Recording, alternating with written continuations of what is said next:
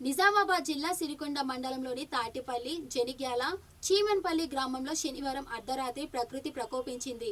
భారీ వడగళ్ల వాన సుమారు 30 నిమిషాల పాటు బీభత్సం సృష్టించింది.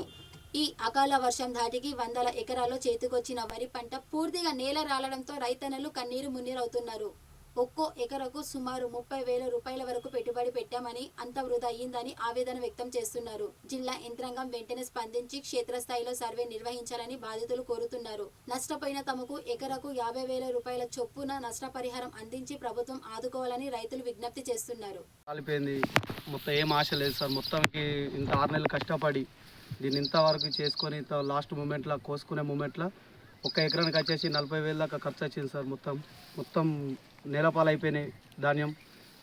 ఏం ఆశ లేదు సార్. మొత్తం చేసి పెట్టుబడి మొత్తం దీనిపైన పెట్టేసినాం. ఉన్న ఎకరానికి కూడా 10 సంచులు కూడా వెళ్ళలేదు సార్. మొత్తం నాశనం అయిపోయింది సార్.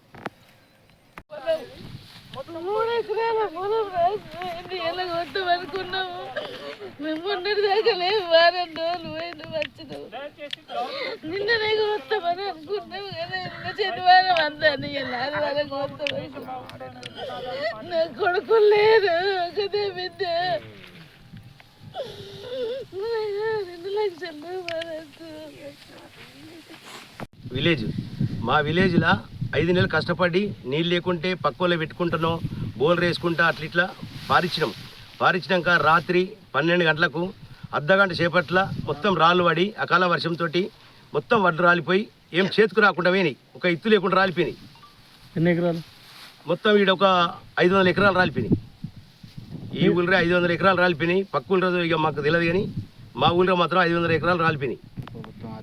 ప్రభుత్వంకు మేము 40,000 కష్టపడి పెట్టుబడి పెడితే 60,000 మిగులుతాయి అనుకుంటే ఈ 40,000 పోయినాయి, ఆ 20,000 పోయినాయి. ఒక ఎకరాన 60,000 నష్టమైంది.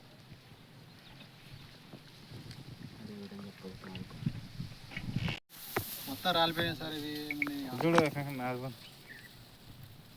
5-6 నెలల పంట ఇప్పుడు ఒకసారి